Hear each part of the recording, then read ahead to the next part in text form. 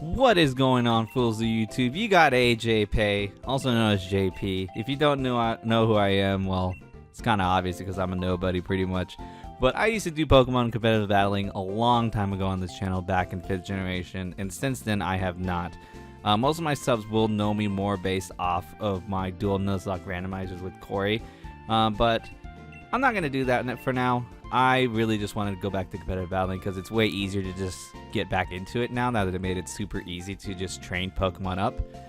But today we are going to commentate on my first and second battle on whatever ranked is essentially. I still don't know how this ranking system works, to be fair with you guys, because as you can see with my team, it doesn't, you can tell, like someone who plays a lot of Pokemon can tell that this is more of a team that's for a 6v6 situation, not this you have 6 Pokemon but you can only choose 3 to fight. So I didn't really know that, and I didn't really know I could see their team until I finally pressed X. I was like, oh shit, I could see his team. But I decided to just choose a Galarian Darmanitan as the lead, and then I'm going to choose Rotom and Cinderace. Cinderace doesn't really have an item that really benefits this too much, because as far as I've seen from videos of these ranked battles, I've only watched a few, keep in mind.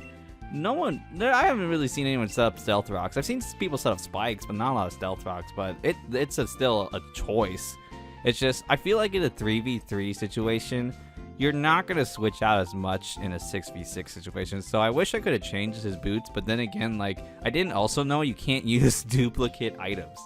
So I had to bring other things instead, because I had other Pokemon that used leftovers, but I can only use one leftover. So we're going to get into the first battle here. I did edit this in a special way to where you're going to not see any communicating things. I just ideally don't want to have a lot of wasted time and awkward silence, so to speak, but at the same time the recording is going to be kind of fast.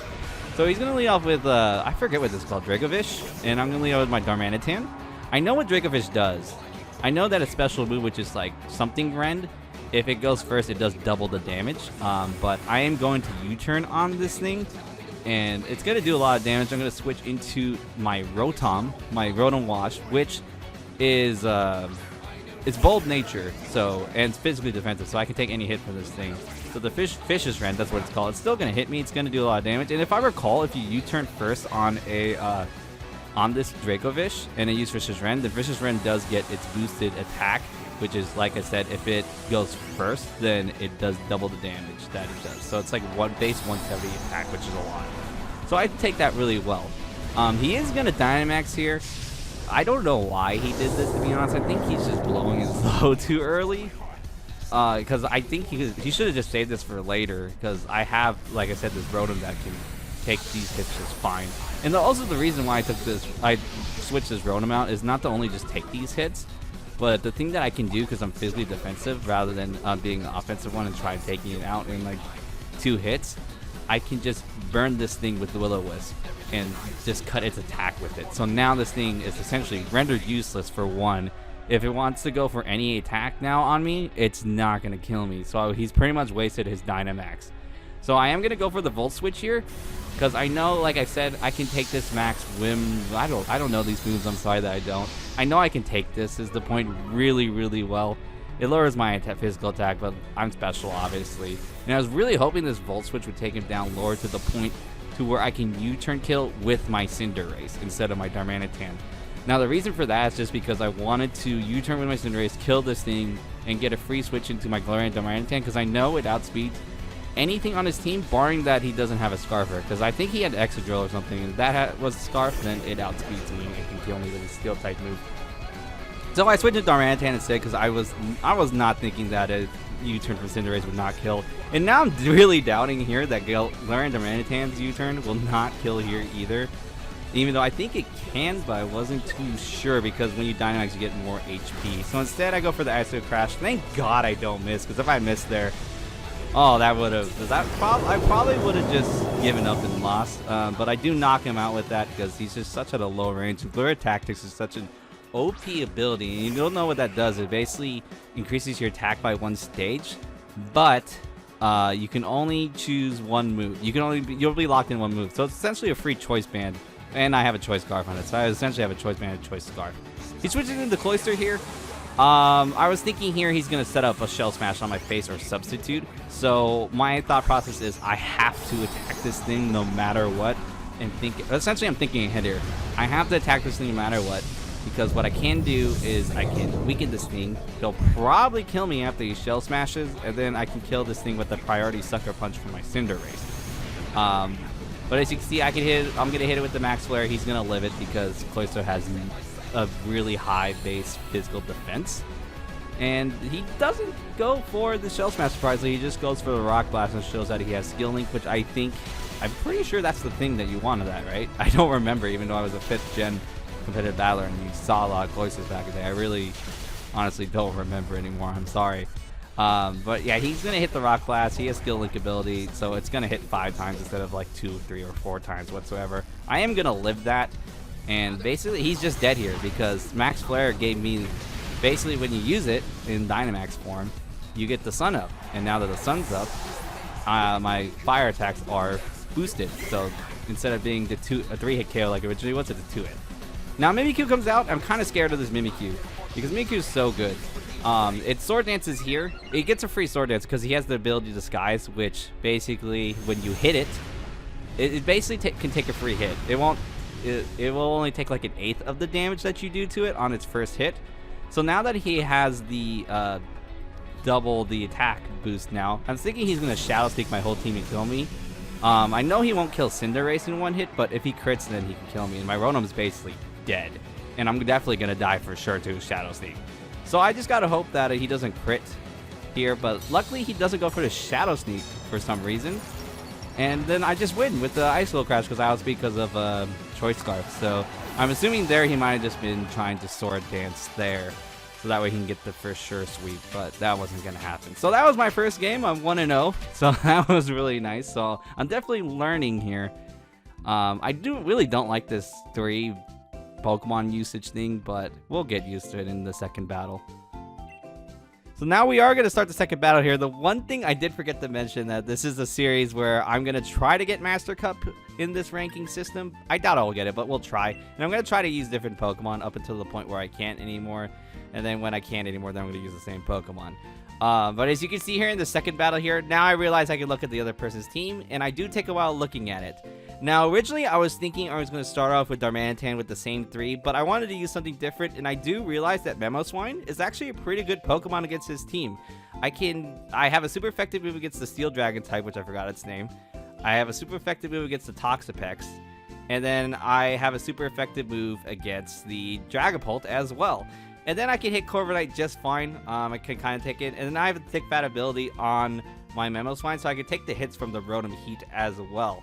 So Mamoswine's actually pretty good, so I'm actually going to use it here, and I'm still going to keep Rotom Wash too, because Rotom Wash is such a good Pokemon. I've been told that it's probably like the best Pokemon right now at the moment, because you can run it as a Scarfer, or in my case, a defensive set with the Citrus Berry. So I'm just going to lead off with that, so that way I have a pivot switcher, essentially. And then I pick Cinderace, because I honestly don't know why I picked Cinderace. I guess because for U-turn, and I didn't want to use Darmanitan again, because I feel like that Pokemon is too good as well. Arguably could be one of the best Pokemon currently being used in the meta game as well. So I'm going to face this guy in my second match. His name's 244, I guess. He's going to lead off with the Toxapex, and I will lead off with my Rotom Wash here.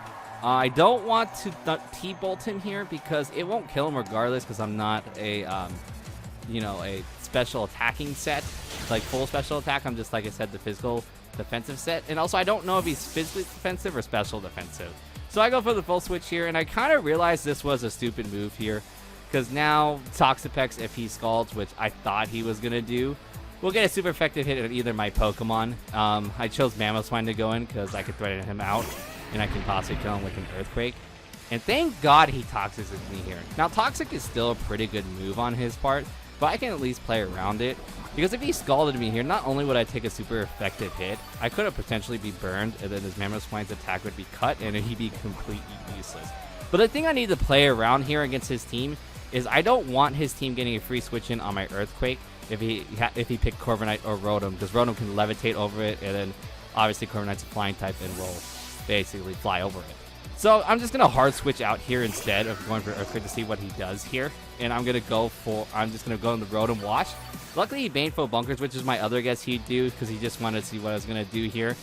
And rather than Volt Switching here and getting my switch into Mammoth, doing the same thing because I was thinking maybe he'd predict that and go for the Toxic. And I'm not going to T-Bolt here. I'm just going to go for the Will-O-Wisp, mainly just to get residual damage off this Toxapex and to negate its leftovers. And just to ideally, like, I don't want this thing stalling me out because this thing could potentially stall me out if he kills my Mamoswine, and then if he possibly weakens my Rotom Wash too much, because he could have the Regenerator ability, and then as he shows here, he has Recover as well, so he can definitely stall possibly. But now I'm gonna Volt Switch out again because, like I said, I don't want to show T-Bolt. I just want to surprise him with a T-Bolt at some point. If I Volt Switch on something, he's like, oh, Volt Switch won't kill me here, then I T-Bolt, then I kill it. I'm going to go to Mamoswine because I'm going to predict him to go for the Toxic here, thinking I'm going to stay in, but I'm not. And now this time, this is where I remembered I can abuse Dynamaxing here, because the one thing I just remembered just now during this battle is that if I Dynamax here and go for the Earthquake move, whatever it's called, what is it called? Max Quake, and he does a Protect move like Baneful Bunker or Protect, your attack will still go through it. It just won't do the full damage. So that's what I'm going to do instead, because it doesn't really look like he's going to switch at all. He really wanted to stay in here, because I was thinking at some point maybe he'll just set up like Stealth Rocks in my face, or I mean Spikes in my face. I'm not sure if this thing learns Stealth Rocks. I don't think it does. I was sure he's going to set up Spikes or something of the sort. So he's going to go for the Baneful Bunker. Luckily he doesn't switch into Corviknight or Rotom Heat here this time, because even if he did, I could still hit those things pretty hard with my Ice-type attacks. If Rotom Heat came in, I have thick fat like I said, so I'd be able to take the hit pretty well. But he does still take a lot of damage, and I am Life Orb, so it is going to do a lot of damage here. So now I'm thinking here, he is at the range that maybe Max Hailstorm can kill him, and this would be the point where this is where he would probably switch into Corviknight or Rotom Heat to be immune to my Max Quake or my ground attack. So instead I'm going to go to Max Hailstorm, because if he stayed in, maybe Max Hailstorm will kill. But if he does switch out like he did into Rotom or Corviknight, it will take a big Life Orb hit of Max Hailstorm, which is what he does, and this Rotom is not going to like it at all. He takes about half HP. And not only that, it's going to be a 2-hit KO now, because I think from seeing from that range that it might be a 2-hit KO, but now that I have the Hail up, it'll for sure be because of residual damage from the Hail. And I know also for a fact, even though like I'm pretty low, I could still potentially live a Overheat. So I go for the Max Knuckle here. Now the reason is I'm thinking ahead here, because if I kill him with the Max Knuckle, or if I live this turn, I'll have +1 attack, and then this is my last turn Dynamax. Then I can +1 Ice Shard something before my Mamoswine dies. Luckily he overheats, and not luckily, but I mean he overheats, and luckily I live. However though, I've been in here for a long time and Toxic, so I'm probably gonna die here, which is unfortunate, but I live with 3 HP, so I can proceed with my plan here now, because I basically Dynamax now, and his third Pokemon is a Dragapult, and this Dragapult does not realize that he cannot take this +1 super effective, adamant-natured, Life Orbed, low defenses of Dragapult in this, and he just dies. So Mamoswine did a lot of work in this game. It's definitely the MVP of this match, as he only has 1 Pokemon left. I have 2. I've never had to use the Cinderace, which is unfortunate, because I really do love Cinderace with Fireball. Oh, what a move. The best Pokemon move I've ever seen in my life. And basically this is just my game here. He's just gonna do some random stalling here for some reason. He's lost. Like, there's no way he can win this. And also, as you can see, he would have had a chance to win if he had Regenerator. I'm just thinking he would have had a chance to win if he had Regenerator here at this point. But he doesn't have Regenerator on this thing for some reason. And basically, this is gonna be my win, and I'm gonna be 2-0 in this weird ranking system of the sort. Yeah, I really don't like this still, to be honest, but we just gotta get used to it in general. I can probably get used to it, but in general, I do want to try to get old Wi-Fi battles where you have, you know, the 6v6 kind of thing. You guys get that, right? That's what I want to do. But we'll do this series for now too. There's not going to be really an upload schedule, and I am also still thinking about doing a Shield Nuzlocke on this channel as well. So I hope you guys enjoyed. I know my narration was pretty rusty. I know I sounded like monotone in the first half. This one had more energy, but it was still not too good. But we'll get better at it. So yeah, if you want to subscribe, go ahead. I would suggest not to, because I like taking a lot of breaks, as you can see on my channel. Because eventually I'll probably stop and get bored of this, but hopefully not. Like the video, please, and then comment down below. Let me know what kind of Pokemon you'd like to see, and I'll just make them and try to make a set or something of the sorts. So like if you like, comment if you like, and subscribe if you like. And of course, as always, please have yourself a damn good one.